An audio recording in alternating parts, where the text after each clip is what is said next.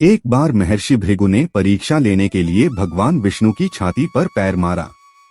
भगवान ने क्रोध नहीं किया, बल्कि ऋषि के पैर दबाने लगे। लेकिन माता लक्ष्मी को यह अपमान सहन नहीं हुआ, क्योंकि भगवान विष्णु की छाती पर ही उनका निवास माना जाता है। वे रुष्ट होकर वैकुंठ छोड़कर पृथ्वी पर चली गईं। माता लक्ष्मी के वियोग में भगवान विष्णु व्याकुल हो उठे।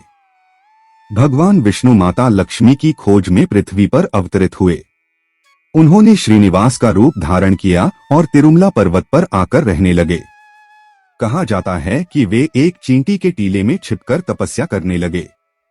समय बीतता गया, वे गहन ध्यान में लीन रहे।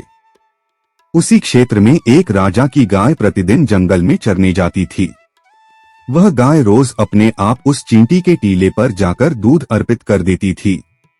ग्वाला यह देखकर हैरान हुआ कि गाय घर आकर दूध नहीं दे रही।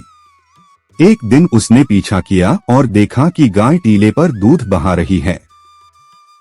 क्रोधित होकर ग्वाले ने गाय पर कुल्हाड़ी उठाई। उसी समय भगवान श्रीनिवास टीले से बाहर आए और गाय की रक्षा के लिए सामने आ गए। कुल्हाड़ी का प्रहार भगवान के मस्तक पर लगा और वे घायल हो गए। यह देखकर ग्वाला भयभीत हो गया। तभी भगवान ने अपना दिव्य स्वरूप दिखाया। इस स्थान पर बाद में भव्य मंदिर बना। जब कुल्हाड़ी का प्रहार भगवान के सिर पर लगा तो उनके सिर के कुछ बाल झड़ गए।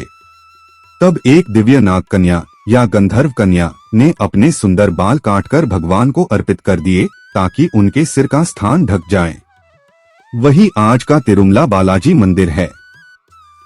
भगवान इस त्याग से अत्यंत प्रसन्न हुए और वरदान दिया कि जो भी भक्त श्रद्धा से अपने बाल अर्पित करेगा, उसकी मनोकामना पूर्ण होगी।